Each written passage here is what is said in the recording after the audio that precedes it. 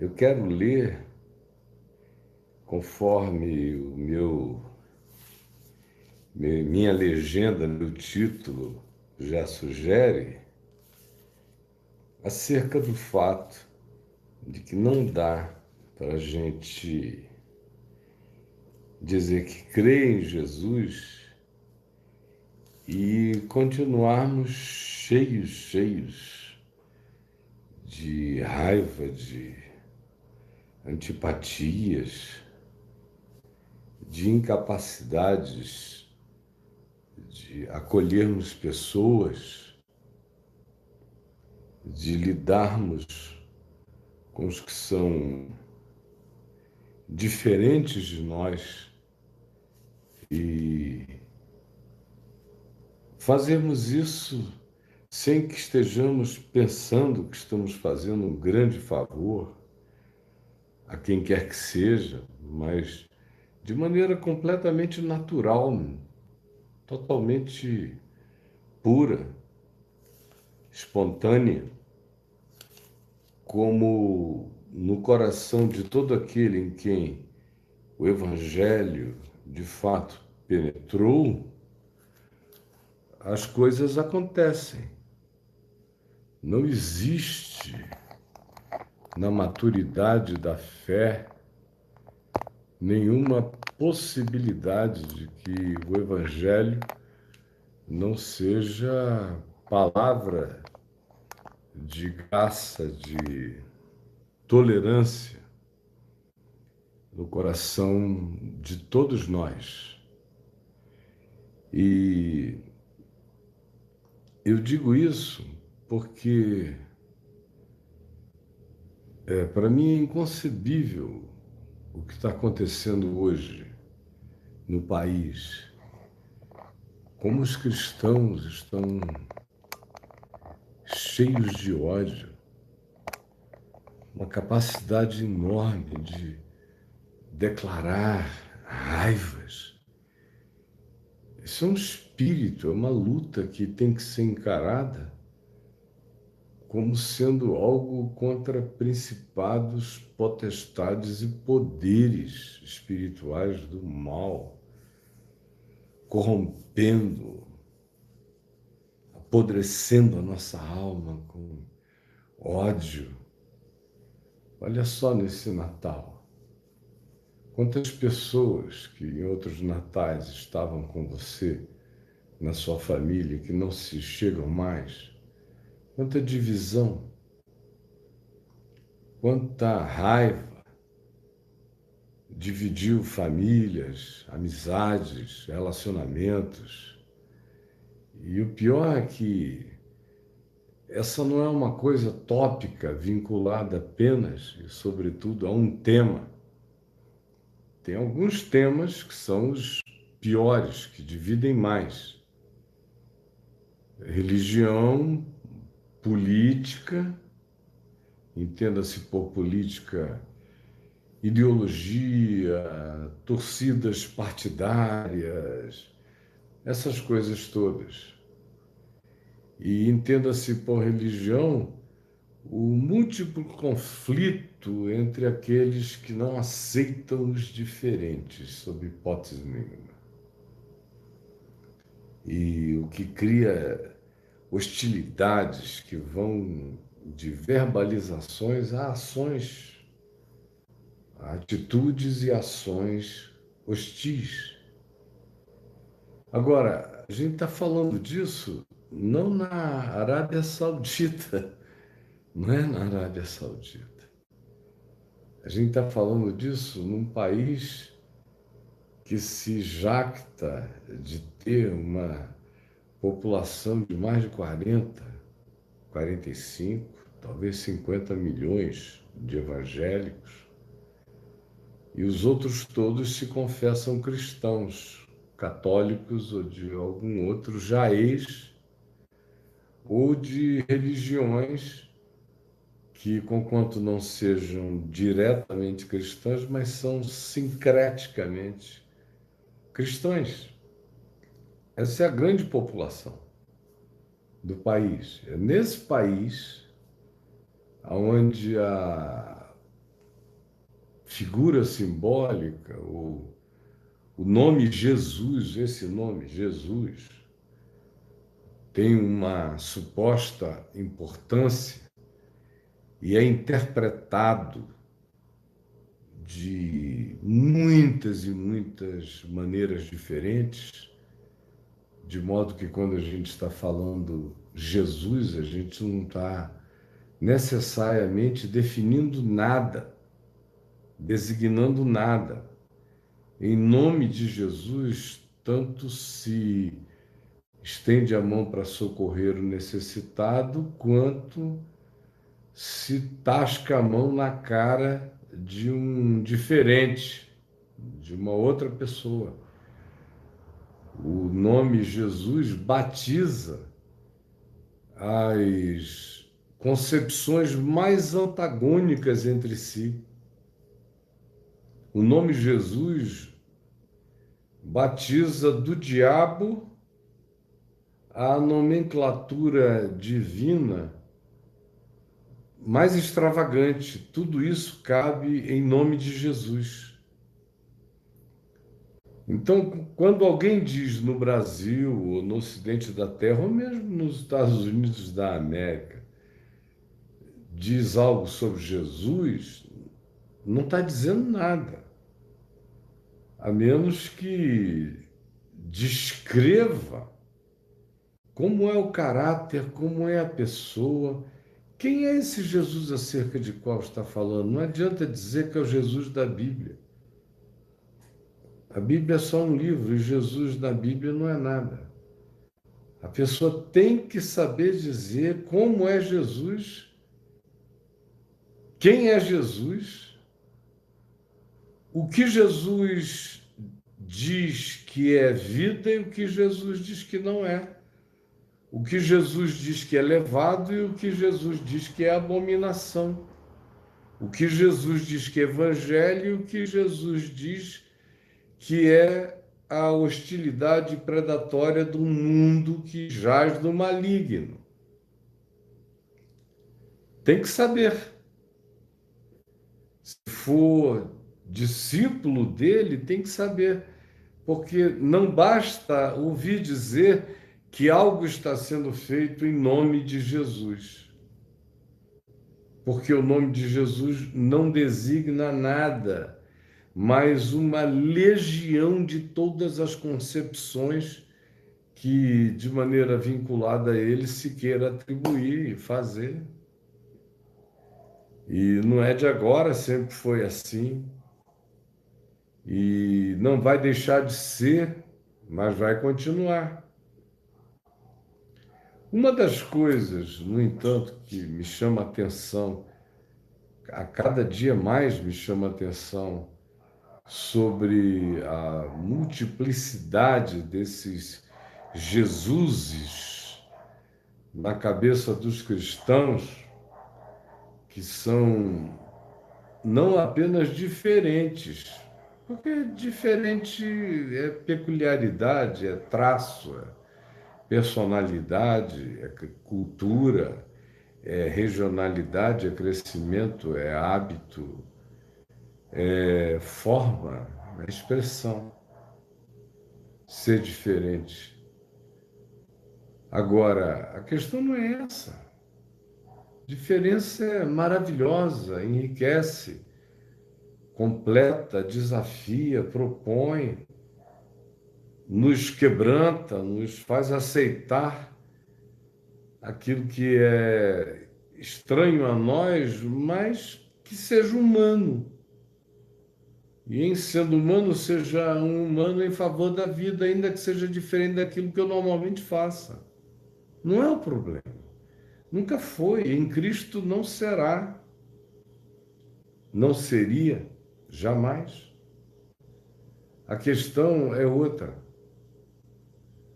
A questão é que, em nome do Jesus de cada um, se trata dogmaticamente a diferença de cada outro. Esse é o problema. Está no coração das nossas guerras milenares, feitas em nome de Deus e da religião, em nome da cruz e com a espada na mão. Tudo isso foi feito em nome do meu olhar dogmático, que não aceita a diferença do próximo e que ou ele se converte de maneira a ser absorvido na nossa configuração e formatação, ou ele é uma ameaça, por isso precisa ser calado, precisa ser queimado, precisa ser silenciado, precisa ser rejeitado, precisa ser infamado, precisa ser estereotipado negativamente, precisa ser aniquilado, se possível. Essa é a verdade. E cada vez é mais assim. Agora, de novo, não é a primeira vez, a história humana, ela tem exceções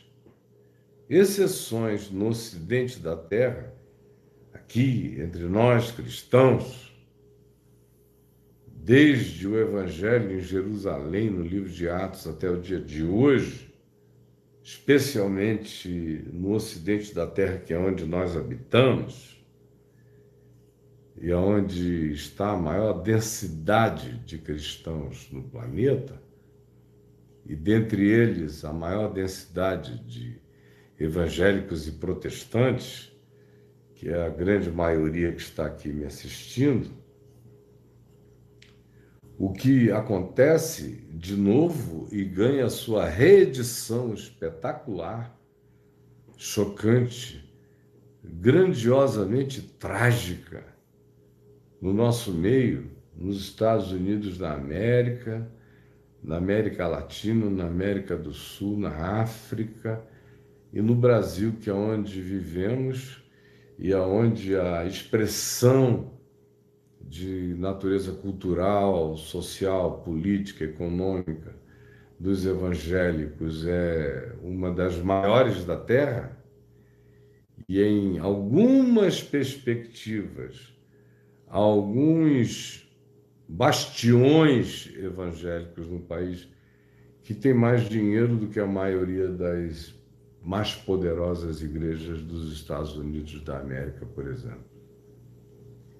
Então, aqui entre nós, essa multiplicidade desse olhar antagônico dos Jesuses, do politeísmo dos Jesuses na mente dos cristãos, que são de fato servos de múltiplos panteões de Jesuses que não se dão, Jesuses que não se encontram, Jesuses que não se topam, Jesuses que não são Jesus, que são anti-evangelho, mas são anti-evangelho em nome do Senhor Jesus.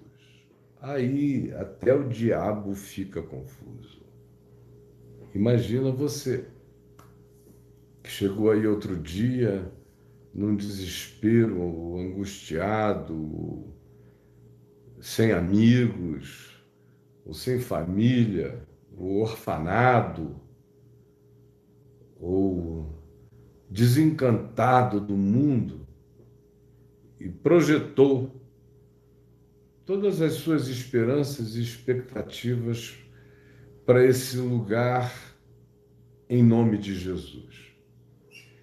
Você que não sabia também praticamente nada de Jesus, a não ser através de presépios natalinos, ou através de Páscoas religiosas, ou através de algum conselho de tia ou avó, repetindo apenas os ecos de um passado folclórico acerca de Jesus, mas de Jesus mesmo nada. Do Evangelho, coisa nenhuma. Aí você vem e começa a ouvir tudo isso. Você chega num lugar buscando Deus, aí começa a ouvir aquele monte de coisas sobre Deus, o que Deus quer, o que Deus não gosta, quem são os inimigos de Deus, que precisam ser vencidos, destruídos. E se você não aborrecer os inimigos de Deus, você está negando a fé, você está se vulnerabilizando para o mal. Aí os inimigos de Deus não estão dentro de você. Você não é ensinado que o seu inimigo é você, é a sua carne. Mais do que o diabo, é você, é sua inveja, é sua arrogância que é ignorância soberba, é a arrogância, é o não saber que, todavia, arroga a projetar a sua ignorância como conhecimento. Isso é arrogar. Arrogância. Arrogância sobre tudo.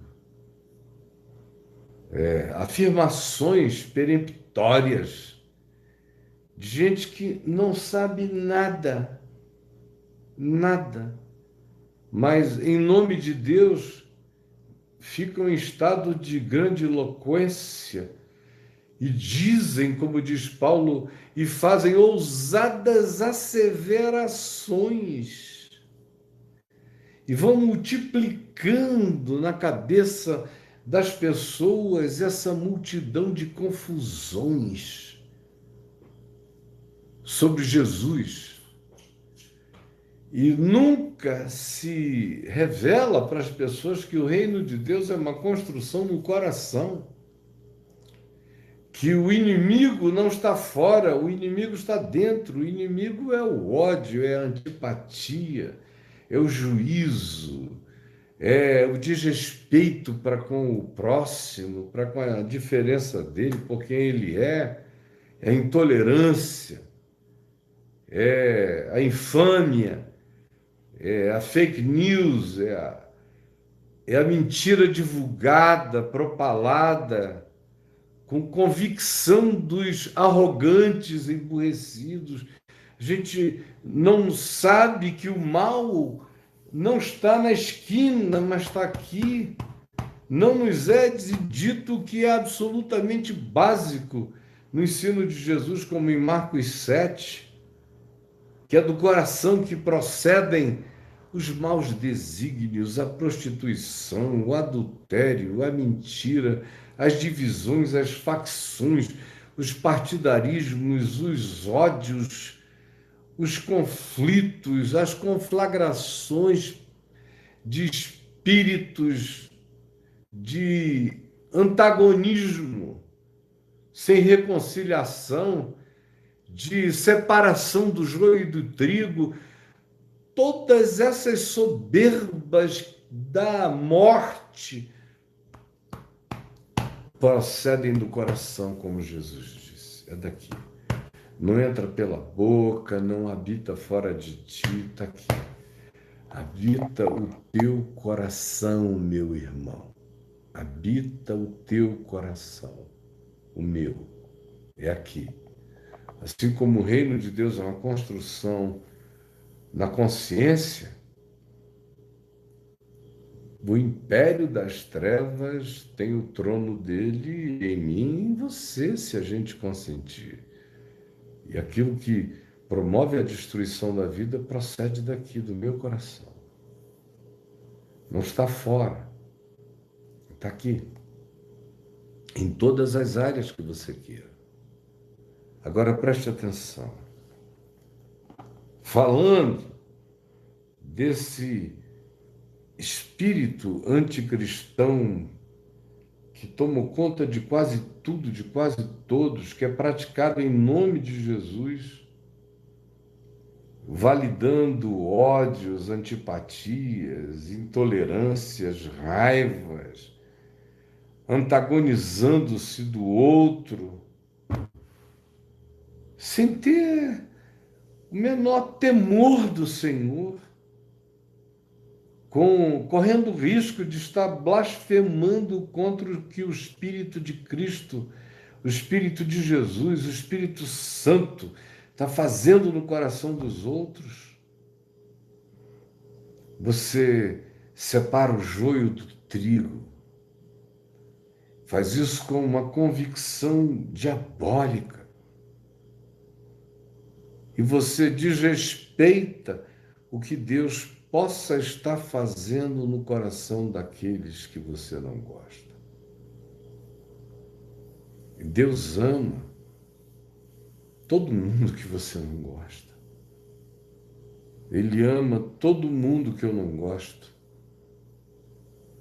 Eu não odeio ninguém. Eu iria para o juízo agora, nesse instante. O Senhor poderia me levar. Eu vou sem nenhum ódio. Eu nunca consegui viver um dia de ódio na minha vida. Ódio é uma coisa que, pela misericórdia de Deus, não está em mim, pelo menos até o dia de hoje. Cumprir esse mandamento de olhar com vontade de que o inimigo, o adversário, se converta, que é o que eu posso de melhor amor projetar sobre ele. Sinceramente, se eu dissesse que no meu coração isso é difícil, eu estaria mentindo. Não é.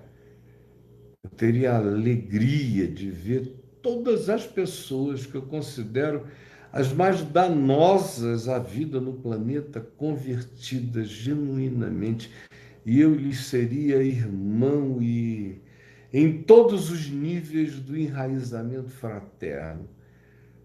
Se fosse uma transformação, uma regeneração sincera, verdadeira, arrependimento, me levantaria aplaudindo com os anjos na casa de qualquer Zaqueu, dizendo: hoje entrou salvação nessa casa, de qualquer um da terra.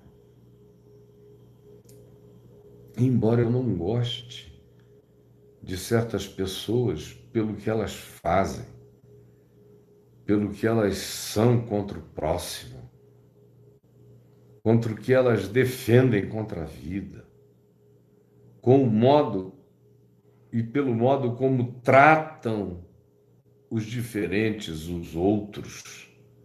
Não gosto disso. Não gosto do descaso com o qual tratem a criação de Deus, ou as criaturas de Deus, ou o diferente deles na terra. Eu não gosto. Eu sou de Cristo, eu amo, desejando a conversão de todos eles à consciência de Jesus. E oro por eles, como oro por todos os seres humanos e aqueles que estão investidos de autoridade, especialmente oro, como Paulo disse, para que vivamos vidas mansas e tranquilas, com toda piedade e respeito. Nunca torci por nenhum governo. Pedro diz na segunda epístola dele, e é o que Judas repete, que ninguém deve torcer contra nenhum governo. Ninguém deve tentar secar, amaldiçoar, secar, olhar com a expectativa de que não dê certo. Não. Segunda epístola de Pedro, epístola de Judas. É explícito. Não seque. Ore para que dê certo. E Paulo dá razão, porque a gente está juntos. Para que vivamos vida mansa e ordeira com toda piedade e respeito. Para que tenhamos com que comer, beber e nos vestir, e um telhado sobre a cabeça, e assim estejamos satisfeitos, é o que Paulo também diz. Esse é o meu espírito, eu sou um cristão. Eu não tenho como sentir diferente, desejar diferente, pensar diferente. Não tenho. E eu digo isso olhando para principados, potestades e poderes e na presença de Deus com temor e tremor. Minha mulher sabe, meus filhos sabem, quem convive comigo sabe, e é na presença de Deus que eu digo tudo que digo e reafirmo tudo que disse. Não conheço o espírito do ódio. Não torço contra qualquer coisa e qualquer um que esteja investido de autoridade. Desejo que o bem lhe atinja a mente, os discernimentos e as decisões, porque fazemos parte de um todo. Como disse o profeta Isaías, o profeta Jeremias, orai pela paz desta cidade, porque na sua paz vós tereis paz. Só um suicida deseja a desgraça para validação de uma opinião de natureza política ou religiosa. Só um perverso de coração. Alguém que deseja o bem dos seus filhos, dos seus netos, e deseja seu próprio bem, torce para que, não importando qual seja a ideologia partidária, alguma coisa dos céus aconteça, como Daniel, que orou por Nabucodonosor, orou pelos seus sucessores, orou por quem veio, pedindo bem, pedindo prosperidade, porque ele e todos os demais comiam do que quer que dali procedesse, portanto, orando para que as decisões ruins fossem afastadas e pedindo a Deus que a luz iluminasse a mente de quem quer que fosse o que estivesse ali. E não eram pessoas eleitas pelo voto popular, eram tiranos que se sucediam, substituindo-se pela guerra ou por meio do assassinato. Mas ele pedia para que para todos houvesse vida mansa, digna e tranquila, para ser vivida com toda piedade e respeito. Esse é o Espírito de Cristo. Esse é o Espírito do Evangelho. Esse é o meu Espírito. E assim o será sempre. Só se eu não amasse a mim mesmo, não amasse minha mulher, não amasse meus filhos, não amasse meus netos. Quanto pior fique, é pior para todo mundo. Quanto melhor fique, pode ser melhor para todo mundo, ou para muito mais gente, pelo menos. Eu sou sempre em favor do que traga facilitação da vida em favor de todos. E não tenho preferências, não tenho predileções em relação a quem realize o bem. Tem gente que realiza o bem com bondade sincera e faz benefícios se espalharem por milhares e milhões. E tem gente que realiza o bem sem intenção sincera e que não aproveita em si mesmo o benefício do bem que praticou, mas aqueles que recebem o benefício, independentemente das motivações deste que tem a autoridade ou o poder de o fazer, receberão igualmente o benefício. Como Paulo disse em 1 Coríntios 13, às vezes você tem o poder de dar todos os seus bens aos pobres e fazer isso sem amor. Outras vezes você faz isso e faz isso com amor. Tanto mais quando se faça o que Jesus ensinou e se faça com amor, tanto melhor.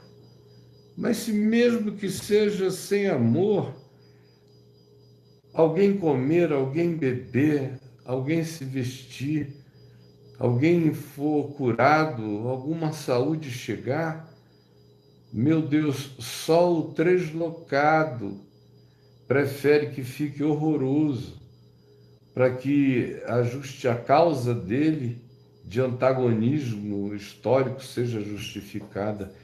Quem assim sente, quem assim pensa, não conhece o Espírito de Jesus, vocês entenderam? O Espírito de Jesus é exatamente como eu estou te dizendo.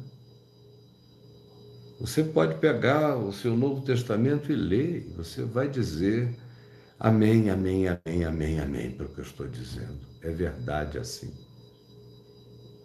No entanto, Jesus é a nossa chave hermenêutica, a nossa chave cognitiva, a nossa chave de compreensão para entender tudo, interpretar tudo. Eu, por exemplo, nunca tive nenhum compromisso partidário. Outra vez eu digo na presença de Deus, dos homens e dos meus piores antagonistas, eles não têm como me acusar. Eles podem, no máximo, tentar colar esse label em mim, mas perante o juízo de Deus, todos ficarão calados e emudecidos. Eu me converti no meio do pior da ditadura militar. No meio. Meu pai tinha sido atingido. Foi para um inquérito militar, não por causa de política, mas por causa de negócios e concessões. E ficou muito magoado, não com os militares, mas com as traições dos amigos civis. Mudamos para o Rio. Eu cresci vendo os amigos do meu pai sendo caçados, deputados estaduais, federais, senadores, eram amigos dele. Eu fui amigo dos filhos deles, até hoje. Eu tinha amigos de todas as matizes. Nunca houve acepção de pessoas. Eu tinha amigos da direita, amigos da esquerda, amigos filhos de oficiais da ditadura, que eram, de fato, gente de linha dura, mas os filhos eram meus amigos. Tanto quanto eu tinha amigos que eram filhos de exilados, que estavam proibidos de voltar ao país. Eu jogava bola com eles, direita e esquerda, eram só uma questão de posicionamento no campo de futebol. E eu sempre joguei no meio, armador e ponta de lança. Nunca tive vocação para jogar nas pontas. Eu gostava de armar o jogo, de servir e chegar para arrematar. Vivi com todos, todas as mentes, todos os tipos. Amigos santos, amigos bandidos, amigos completamente funcionais, amigos totalmente disfuncionais. E nunca tive por parte do meu pai, da minha mãe, nenhum tipo de cobrança para que eu tentasse fazer uma uniformização relacional. Nunca tive. Cresci sem isso. Fui adolescente no meio do movimento hippie, que era totalmente sem nada disso. E criei no evangelho ensinado pelo meu pai, que era um homem que já vinha livre disso desde antes de se converter. Quando se converteu, aí é que ele ficou um ser universal, genuinamente católico no sentido de universalidade, de inclusividade, de uma capacidade de acolhimento de ponta a ponta do espectro. Ele entendeu que se não houvesse amor, não haveria Deus, não haveria nada que se aproveitasse no Evangelho, nada. E eu cresci na fé, sim. E me casei com a filha de um almirante que tinha tido o seu próprio papel no governo militar, e ainda tinha. Eu me casei em 75. A normalização dos processos no Brasil vieram a acontecer de fato, começarem a acontecer depois de 88. De modo que eu atravessei tudo isso. Quando eu me converti, não havia nenhuma polarização, exceto contra a ditadura. A maioria da população e da minha geração já dizia: a gente não quer isso, nós temos que ter o direito de viver com liberdade, de escolher democraticamente. Eu cresci com essa aspiração e me converti com esse ideal e aprendi logo na Escritura que a obediência era ao Senhor dos Senhores e nem a nenhuma ditadura, a nenhuma constituição, nem mesmo obediência à democracia. Eu obedeço à democracia enquanto ela for democracia justa para o povo. Se ela se fizer passar em nome de si mesma como um processo de mascaramento, de uma ação mentirosa contra o povo, contra a vida, contra a liberdade, eu me insurgirei contra essa democracia mentirosa.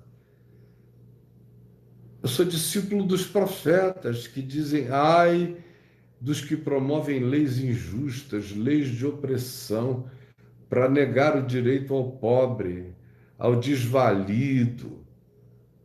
Eu sou discípulo do Novo Testamento que com Tiago clama o clamor profundo que diz: ai dos que sonegam o salário e vão crescendo, como Isaías já dizia, vão pegando campo a campo, vão tomando conta de tudo, até que eles sejam os únicos donos da terra.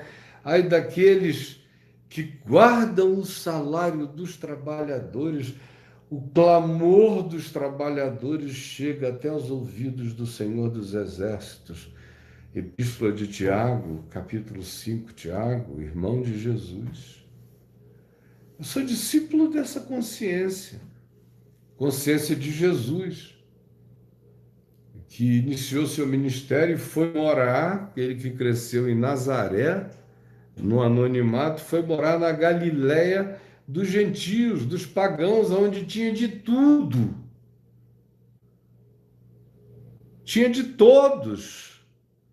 Tudo que não havia na Galiléia era uniformidade, tudo que havia lá era diferenciação. Tem que ser muito alienado historicamente para não saber disso. Ele escolheu essa plebe, que foi assim chamada em João, pela aristocracia de Jerusalém, essa plebe que nada entende da lei. Foi para essa plebe que ele decidiu ir morar, curar e estar a maior parte do tempo. 90% do tempo dele é no meio dessa gente. Ele designa, assim fazendo, um olhar primordial, tanto quanto quando ele diz que os céus dos céus não podem contê-lo, mas ele habita com o quebrantado e contrito de coração, tanto quanto quando Jesus disse na sinagoga de Nazaré: o Espírito do Senhor Deus está sobre mim, pelo que me ungiu para evangelizar os pobres, a proclamar libertação aos cativos e restauração da vista aos cegos, para pôr em liberdade os oprimidos e anunciar o ano aceitável do Senhor.